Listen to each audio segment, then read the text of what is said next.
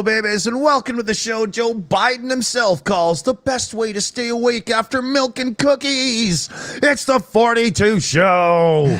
Grandad, we love you. That's what we all think of you. Would you like your prune juice, huh? Oh, bless his little incontinence pants.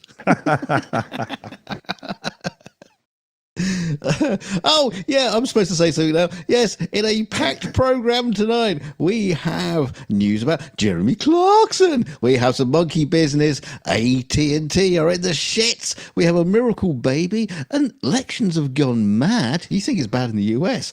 And we have some NATO news. But first of all, we're going to start off with a little darling of the news. The guy who just can't keep his face off the news for 5 seconds. It's Trump time. Yeah, everybody. Donald Trump's legal team has taken the step. They formally asked the judge to toss out the hush money conviction and the indictment that led to his trial, saying last week's Supreme Court ruling, SCOTUS failed us all on that one, even us Canadians, to be honest. The presidential immunity ruling, right? So they're saying last week's ruling on immunity means that some of the evidence prosecutors used should not have been allowed.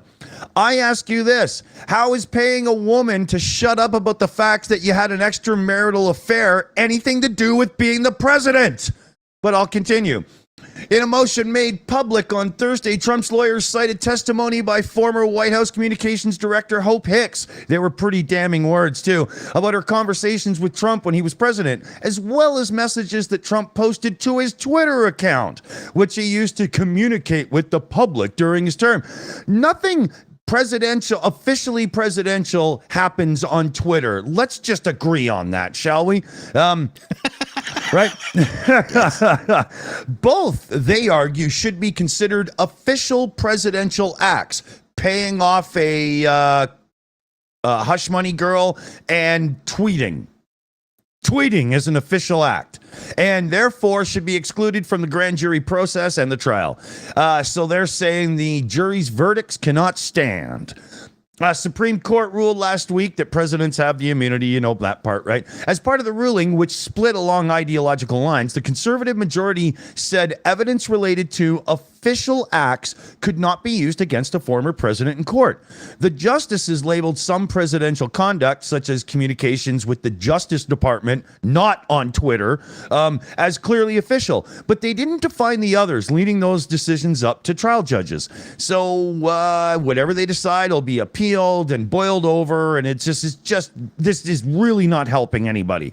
I do agree that the president shouldn't have to worry about prosecution, but when you're paying off somebody to not tell your wife and the voters that you were banging them, that's not official. There's nothing presidential about that. So he's got a hat. Yeah. Hey, speaking of which, does anybody know what the 45-47 on the side of his freaking ugly hat is there? I don't even know what that is. It's not his IQ. No, I think more it's like his brain's weight in grams. Sentencing had been scheduled for this. It's a use-by date. Yeah. So sentencing had been scheduled for Thursday, but was tentatively postponed until September by Court Justice Juan Marchand to allow Trump's lawyers in the Manhattan District Attorney's Office time to argue over whether evidence used in the case must now be thrown out. So Marchand will have to decide whether to override the jury's verdict, which judges are usually reluctant to do. That said, the legal question at issue is pretty much unprecedented at this point in American history.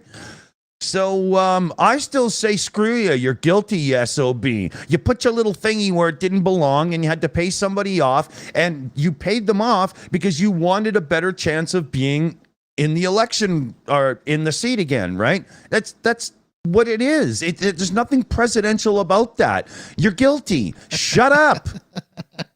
Might have been a presidential executive order. What did he do? Wrap the seal around his prick? Fuck me now. It's an order. Oh man. So yeah, you know my take on it, everybody. Like I'm sorry, you're guilty. You're guilty. You're guilty. Oh, yes. You're guilty. And if you didn't miss it, you're guilty. So what the hell's going on with this one, dude? This is a really screwed up photo. I know, going from one sack of blubber to several others. Because Scotland has suffered one of its largest mass stranding of whales after 77 beached on the Orkney Islands. Poor little bastards.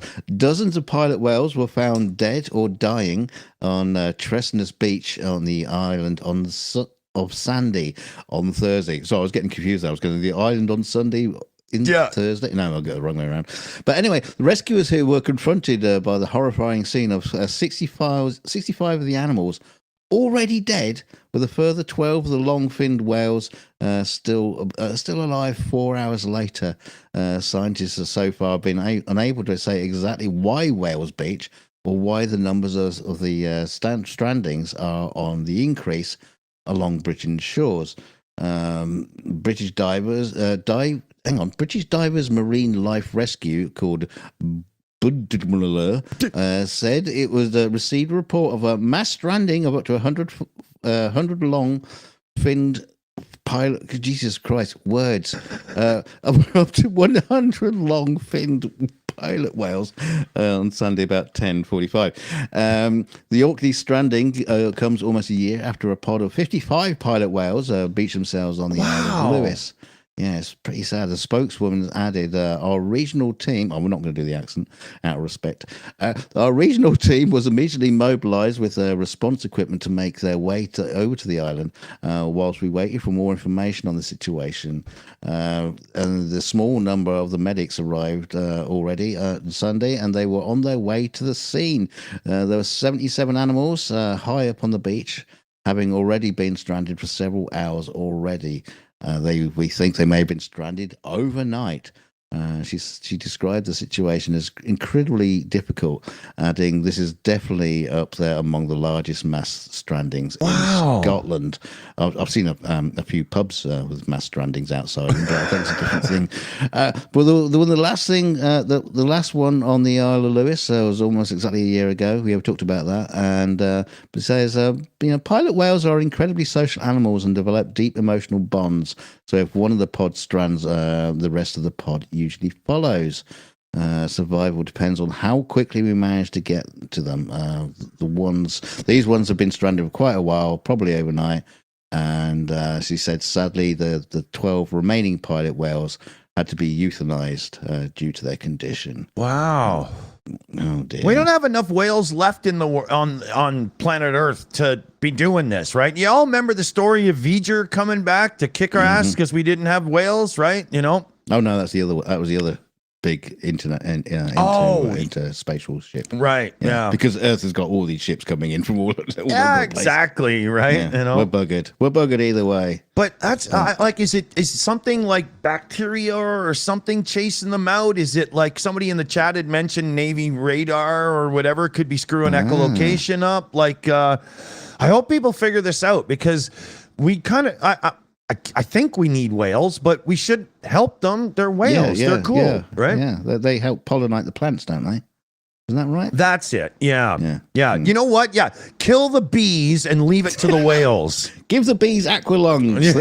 They could be the new bees. Yeah, exactly. We just got to teach them to swim. Whales. Yeah, they can take over. Yeah.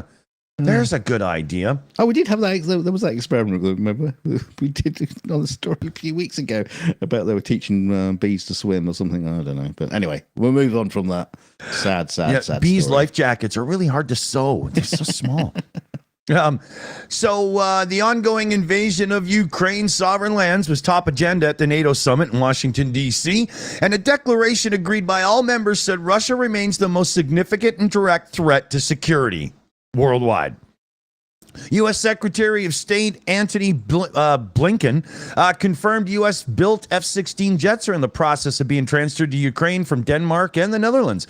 It will be the first time Ukraine has received the advanced aircraft, something which Kyiv long called for. Blinken told the summit that the jets will be used by this summer for sure. NATO members agreed to set up a new unit to coordinate military aid and training for the Ukrainian army as part of measures designed to deepen ties between the alliance and Ukraine. The joint statement said these measures, combined with aid commitments from individual members, constitute a bridge to Ukraine's membership into NATO.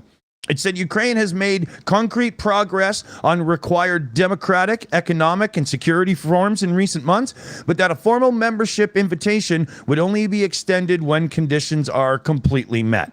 So, I understand why, but it's wartime, and it's really politically complicated. Hate that. As Ukraine continues this vital work, we will continue to support it on its irreversible path to full Euro-Atlantic integration, including NATO membership. It also started going at China of being a decisive enabler for Russia's war against Ukraine in some of its harshest remarks yet coming out of NATO. So this prompted an angry response from Beijing's mission to the EU, which called on NATO to stop hyping up the so-called China threat and provoking confrontation and rivalry. Wow. The pot calling the kettle black? I mean, did Vladimir Putin write that line for you? Jesus Christ, I could hear it in his voice, China's foreign ministry spokesperson, some asshole, said on Thursday that the alliance had been smearing his country with fabricated disinformation. And yet every time we turn around, botnet stealing information, all roads lead to China. Shut up. China also called on NATO to stay out of the Asia Pacific, saying that the alliance's efforts to strengthen military and security ties with China's neighbors were undermining the country's interests as well as peace and stability in the region. Again, that's what Putler says. The comments come as Beijing holds military exercises with Belarus, the country that Vladimir Putin used as a springboard for the invasion of Ukraine. So I do like that there's some bigger words being used. NATO leaders had hoped this week's summit would provide an opportunity to present a united front in Ukraine because, there was some advances there with Russian movements and stuff in Ukraine, and it could be done. It could be a very good thing. NATO also announced further integration with Ukraine's military, and members have committed another 40 billion euros in aid over the next year, including the fighters and some air defense support as well. The bloc Secretary General Jens Stoltenberg said support to Ukraine is not charity. It is in our own security interests. At least some people are starting to catch on. But I thought that was decent stuff to make sure that everybody's hearing out of the whole NATO summit because, yeah, there's a lot of just talk, but there has been some progress. Yeah, lots of progress. I mean, I wish the Chinese weren't so antsy because, I like the Chinese. Oh, I like Chinese. Well, actually, I don't like the regime. I like Chinese. I like the food. And if we did end up having, kind of like sanctions against China, does that mean I won't be able to get my chicken balls anymore? Actually, I think if it happens, maybe they won't be made of stray cats so much, but that's another story. Watch out, chickens, we're coming for your balls now. So who's in the Jesus Christ pose? Yeah, so you think the elections are bad in the US. This is the current. I've got two stories here. I'm going to do back to back. But there's a popular YouTuber from Cyprus has been elected as an independent, a member of the European Parliament. Fides has previously described himself as a professional mistake maker. he should be a host on this show and should run it. And some of his online hijinks include trying to hug 100 celebrities, including Elon Musk, and spending a week in a coffin.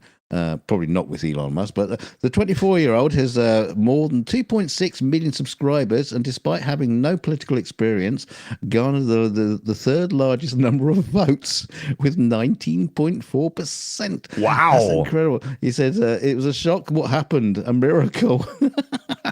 He told state broadcaster that the parties should take it as a warning, as they must modernize and listen to the people. Pretty crazy story. But onto a second story. An entrepreneur running for governor of Tokyo peeled off a shirt and asked viewers if they thought she was sexy enough to win votes in a bizarre video promoting her campaign.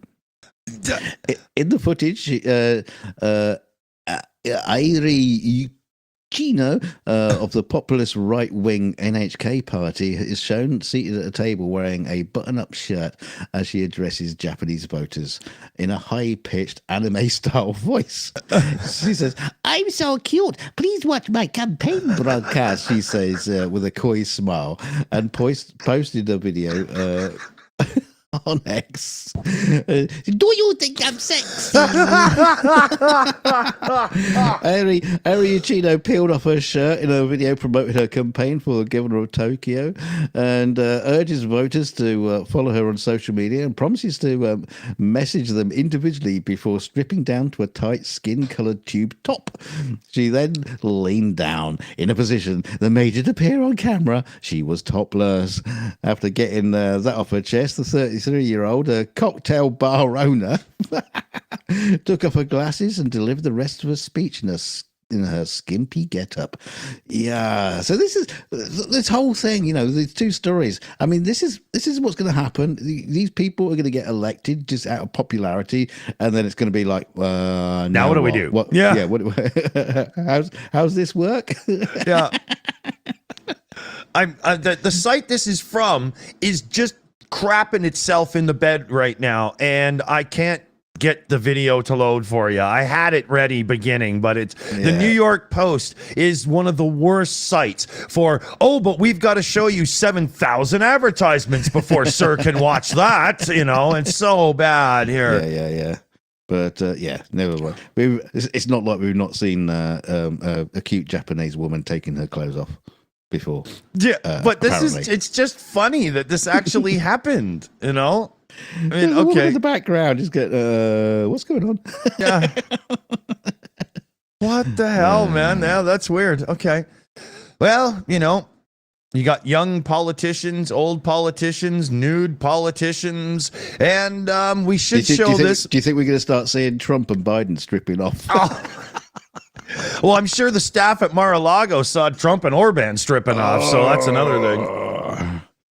Move on, change the subject. Quick. Yeah. So I want to make sure we got this in tonight for sure. Italian Prime Minister looking at Orban. Look at that look in her eyes and on her face and everything. It's like she's about to grow Wolverine's claws and just tear him limb from limb with her bare hands. I like her. Do you give back rubs, honey? But I had to get that in. There's not much of a story to it. I mean, you know, look what, you know. Oh, for God's sakes, another one of these pages that screwed me over. Websites? I'll load it the way I want. I don't need your help. Fuck off. Okay? Good. So, a 1-year-old miracle baby was saved by a trucker after literally spending 2 days in the ditch at the side of a highway. How did it take 2 days for somebody to notice this baby?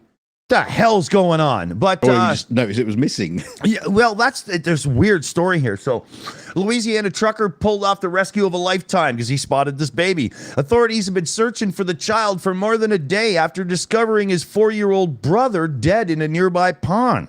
Oh, this story. Yeah, on Tuesday, the authorities feared the younger boy was dead as well and were about to start searching the water, and they got a panic call on 911. Dude's cruising down the highway. He noticed a thing and he thought it was like a doll somebody had thrown out the window. But he saw it move just as he was going by. So he pulled off and grabbed the kid. And the sheriff, Gary Gilroy, said in a news conference that the kid was in remarkably good condition, just a couple of bug bites. And he was 2 days out in the weather at the side of the damn highway.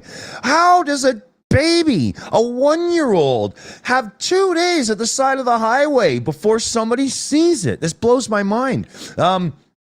What's even more incredible is that the baby survived what police believe to be 2 days in bad weather, as Hurricane Beryl had hammered the area with intermittent heavy rains and high winds. So, that's incredible. Yeah, the baby and his brother were last seen Saturday, July 6th, with the mother, who was 25, and the circumstances around the brother's death are not clear, and the sheriff's office has said there's definitely an investigation going on. The boy's mother was arrested in Mississippi and charged with failure to report the 1-year-old child missing. Oh. There's some really weird stuff going on here. And I have a feeling that we are all going to not be fans of this woman as this case progresses. No. There's something wrong here, man. But I can't believe that kid was saved. It's amazing. I still can't believe that it took 2 days to notice him. DHL, don't they normally deliver babies, not rescue them? Yeah, right? You know, they're the modern stork, aren't they? I get mine through Amazon. Oh, okay. Cheaper. Yeah, Pressure. you get foreign babies, but they're cheaper. Oh dear. On to other monkey business. Because a UK... This is the story you've all been waiting for. Yes, this is the one. A UK tourist in Cambodia recently had a bizarre and unsettling encounter with a mischievous monkey. The incident occurred when the tourist left his hotel room window open when he was asleep. The monkey entered the room, pulled down the man's pants, and began to nibble on his private parts. The unexpected scene was discovered by the man's friend, who does everything he does to help by taking a photo. Yeah. As evidence. Hamana.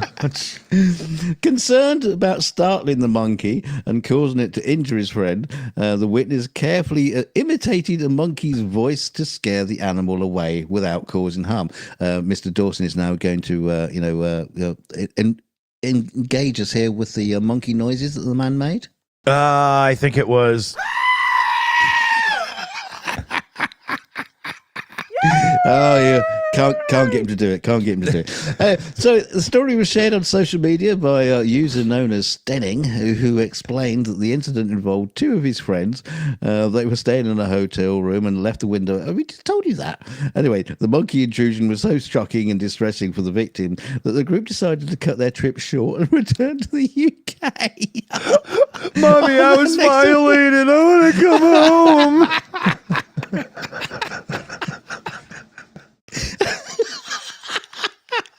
Come on, he was in Cambodia. He probably went out there for sex anyway. The incident shared in a WhatsApp group amongst friends prompted one of them to joke that the victim was violated by a gay monkey.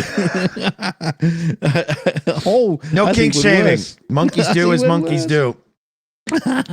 Adding a humorous yet awkward twist to the already bizarre event. This peculiar experience underscores the importance of securing windows and being mindful of local wildlife when traveling. There's consumer advice. Oh my God. That's a story that I don't think I would share when I got home from vacation. No. Now that I'll put it on the internet. I mean, I would kill my buddy who shared this online or whatever, right? I would be just, I can't. I would have smashed his phone. Oh, man. He took pictures. I've still got the negatives. Chuck in the chat says, did he at least spank that monkey? We have a couple of quick shout outs here. Demetrius Ziganova sends in a direct donation, $12 Canadian beer fund, and don't stop. Your live streams are very important. Slava Ukraine. Heroyam Slava. Thank you. We won't stop till we get enough. No, there was another one here. Linda S in the live chat. They're gifted out 5 Shills membership. So thank you very much, Linda S. Awesome. We love having new members. Yeah. Thank you. Yeah, so the last new member there, the one who got it last, send in your address and I'll send you the bar tab. Mm-hmm.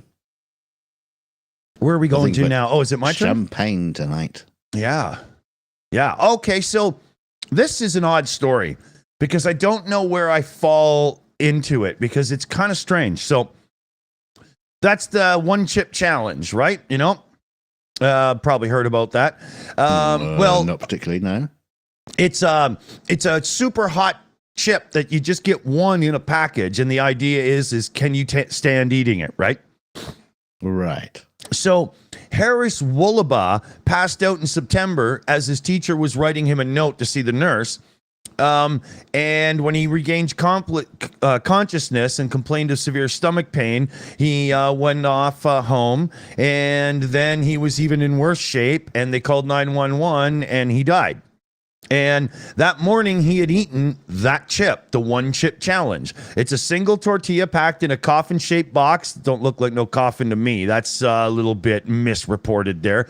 And caked in powder made from the spiciest chili peppers in the world. The lawsuit says, because the parents are now filing a lawsuit of wrongful death on the company, the people who sold it, and the whole 9 yards. And this, I'm not sure. He ate the chip, and sadly, he's gone. That's horrible, right? But it's made of a blend of Naga and one other super hot pepper. Now, I saw Jeremy Clarkson and his girlfriend, whatever her name is, Lisa Hogan, eat a Naga on their Clarksons Farm show. I mean, it's not lethal. Right? It's just really hot. Maybe a Naga chili on its own isn't lethal.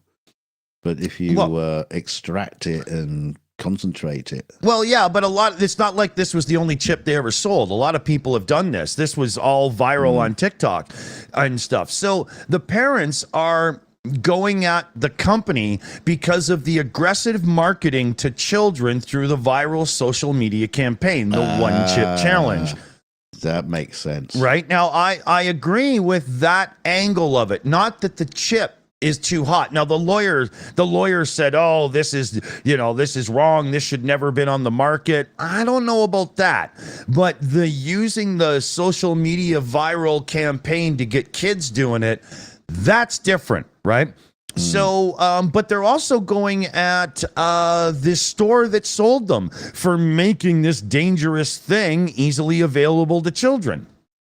I'm not too sure about that one. Yeah, So yeah, and the kid himself that died didn't actually buy it. Another one of his friends bought a couple, and they all had a little chunk at school or whatever. And varying amounts of the chips. So to me, it sounds like he had 3 and 5 kids ate them. So, I mean, I don't even think he got a full chip. And, I mean, it's sad as hell that, the child died. I'm shocked we haven't heard anything in these posts about allergies and stuff, but chili peppers aren't a lethal weapon. No, they can cause a lot of problems, and a lot of these people have taken these challenges, and they literally do say that I think I'm going to die. It could cause problems with your heart rate and stuff like that. The thing is about this chip is like, well, I mean, the kids, they can't buy cigarettes or booze in the store, but they can buy this chip. There's no age limit on it. There's probably very, very minimal warnings on it, all these sort of things. So I can understand where these parents are coming from, and there should be sort of better control on this sort of thing. But yeah. But I don't think the store is at fault. Maybe the FDA or somebody that's a tough one. But I do agree with the lawyers going at them for the marketing at the kids with the viral campaign. I agree with that one for sure. But like I said, this is a strange story. I don't really know where I lay on this, because every time I read a new paragraph, I'm like, oh, okay. Oh, but no. Oh, but you know what I mean? I can't quite consume it properly. It's very strange. Well, the other question is, remember when they had the Tide Pod thing? A lot of kids were. I mean, I think there were deaths over that as well, weren't there? Oh yeah, quite a few. Right? So and that was the company responsible for that? No. That's like if you go to the store and buy a hammer to cave in your neighbor's head. Is the store at fault? No. Or the hammer. Right. But this isn't quite so easy as that. This is. No, because it is a like you say, a marketing campaign. Yeah, and it's supposed to just be a confectionery type, potato chip thing, but they turned it into, it's tough. I think social media will take a hit for that. I hope so, because get a smack on the bottom, I think. Yeah. So, where are you next here? Oh, I have no idea. Where am I? Oh, yeah, you mentioned him earlier. Mr. Clarkson. He's done a really, really wise thing, because he's bought a pub on his land that he owns. in the Cotswold. He bought this pub for £1 million, and it's for expanding his rural empire. And it's quite a clever move because he's had trouble with the council with having his farm shop and selling his produce. So he's now owns a pub which is not tied to a brewery, so he can sell his own beer. Yep. He can have a restaurant. He can sell his produce at the pub. So he's. I'm surprised he didn't do this when they started screwing with him in the beginning. Screw you! I'll just buy a local restaurant then, you pricks. I know, but it just must have been. He must have been just like sitting there having a. I think they were actually. I think they were just like relaxing, having a pint there, and it just like came to them. It's like let's buy the place. So yeah, but here the problem is I'll have to wait for Dick to come back. But his new venture came with an unexpected discovery because the pub's location is known for being a popular site for people engaging in public sex, otherwise known as dogging. In an Instagram video, Clarkson humorously highlighted this by showing a stick with a pair of knickers found on the premises, captioning it, Tell me you bought a pub on a dogging site without telling me you bought a pub on a dogging site. So despite this surprising aspect of the pub's location, Clarkson has ambitious plans for the windmill. He aims to transform the pub, previously known for its unkept state and presence of dead rats, into a vibrant village watering hole. Yes, the West Oxfordshire District Council approved his plans because they can't. Yeah, he finally beat those assholes. So the pub is set to open its doors in winter. Well, it's open already, but he's opening new doors in winter following extensive renovations and the completion of a commitment to host a wedding reception for a young couple this summer. That'll be fun. I'll bet he'll be there. In addition to running the pub, Clarkson is producing a new TV series that will document his journey as a pub landlord, similar to how Clarkson's Farm chronicles his farming adventures. It had to happen. Yeah, it had to happen. All you have to do is put cameras around that doofus, and you end up with television, right? Yeah. It's hilarious. He's going to open up a bookstore and a garage, and then turn it into Amazon 2.0. Yeah, and they'll do a film about that. There'll be Clarkson the surgeon. Anything. Just Clarkson the astronaut. Yeah, whatever. We'll just put a camera on him and we'll do a TV show. Makes sense, though. It seems to work, right?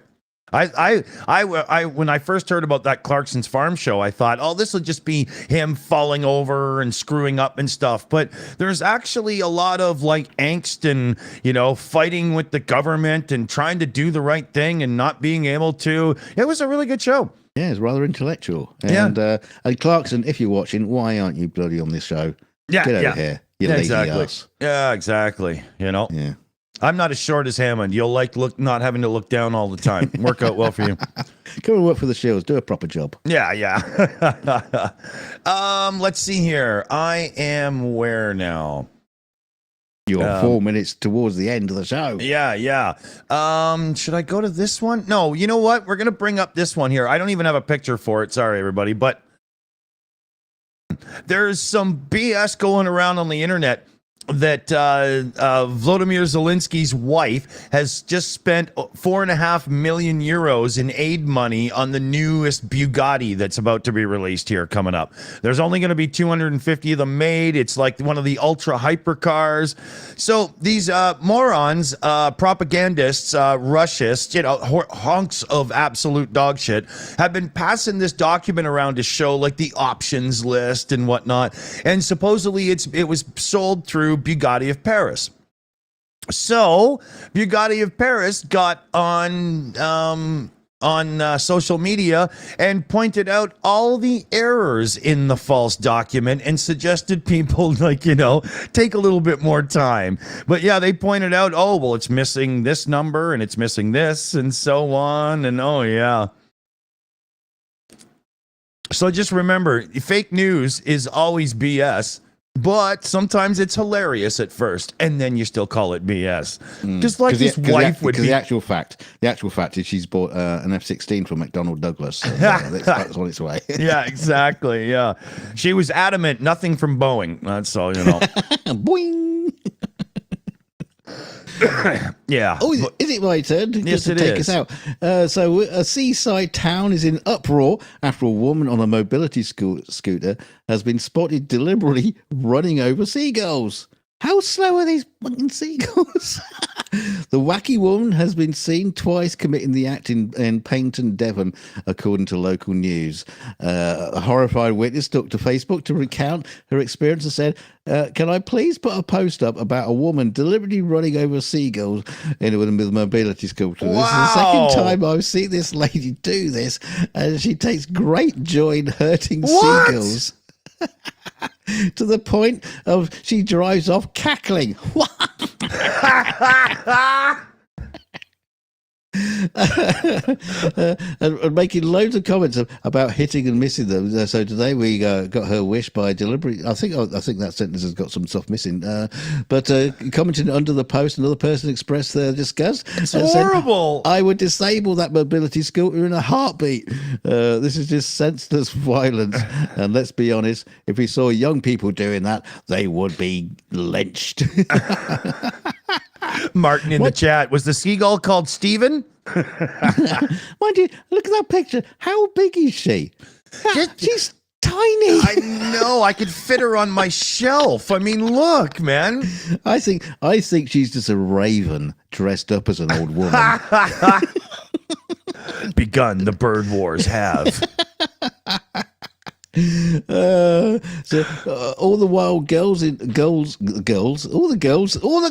United Kingdom are protected by the Wildlife and Countryside Act of 1981. Yeah. It is illegal to kill, catch, or injure wild girls in the UK without a permit. This applies to active nests, eggs, and chicks as well. Yes, some people call them flying rats, but that doesn't mean it's okay to do what that woman did. What in Nemo? What did the what's the big pelican say? You're rats with wings. Mine. Yeah. Oh, dear. I can see, they're a nuisance, and I can see that people dislike them and stuff. But seriously, running them over in your disability scooter or whatever you call those, come on, man, that's mean. I don't even know how you do that. I mean, I can't even run them over with my car if I tried. Not that I do that. Ever. Ever. Yeah. But we've got her picture, man. In the UK, she's busted for that, right? For sure. Yeah. Yeah. Yeah, wow. She may be pixelated out, but I'm sure we can find her. Oh yeah. She must be about 4'7". Look, I mean, it looks like she bought one sized for Shaquille O'Neal or something, you know? A seagull killer I am. Oh, we're out. Uh-oh. Yeah, so we've got after show antics coming up in like 5 minutes here, and we've got team thanks and all that stuff in the credits as they roll. Tomorrow we got Ukraine update. Sunday on Beyond the Headlines with the Net, we've got Commander McMillan popping in. We've got there was a schedule. Just roll with it. You'll enjoy yourself, and we'll see you in like 10 minutes. Oh, before we go, Dick, I got some news about the after show, because I was telling Dick earlier before the show started that I already lost one of my teeth, my front teeth, and my second one is falling out, and I swear to God it's going to happen live on the after show. So it's going to be the most exciting after show you've ever been on. Get this man an apple, stat. Sit and wait for this tooth to fall out. I can feel it coming. I can feel it. So we'll see you in a few minutes. See you in a few, fellow babies. And a big thanks to our team in the background who do everything for us, including help clean up my kitchen today, oddly enough. We got Annette, CF Beauty, as you all know, PJ CNET, Crazy Cat, Shayna Caldwell, and Janine Terblanche as well. So huge thanks, everybody, because, well, our efforts would be for naught without you. And thank you, everybody, so much for your donations, your super chats, and all the little financial support you give the channel, because it really helps us going, keeps us getting better and better and better. We hope to get better all the time. And don't forget to like the show on the way out. I'm going to do that right now, so bing, you better bloody do the same thing. And don't forget to share us out. Share us out like a It's just to throw a bunch of old T-shirts on a beach and say, "Oh, look, these T-shirts have been beached on this." No, maybe we just go to Facebook or something like that and share us out. Do something amazing, and we'll see you in the after show. All you lovely people. So until then, stay shilly. And remember, fellow babies, when you got nosy neighbors, don't get naked in the living room. Oh, see you in a minute. advice.